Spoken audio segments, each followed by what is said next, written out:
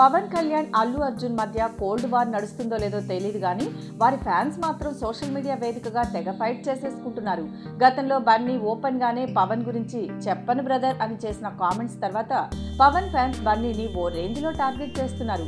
తాజాగా బన్నీ కొత్త cinema DJ టీజర్లకు వస్తున్న డిస్లైక్లే పవన్ ఫ్యాన్స్ బన్నీ మీద ఎంత కోపంగా ఉన్నారో చెబుతున్నాయి.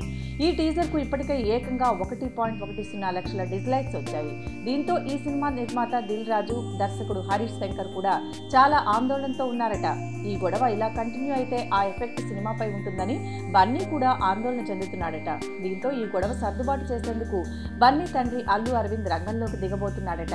మెగా బ్రదర్స్ తో ఈ విషయంపై చర్చించి దానికి ఫుల్ స్టాప్ పెట్టే యోచనలో ఉన్నాడట.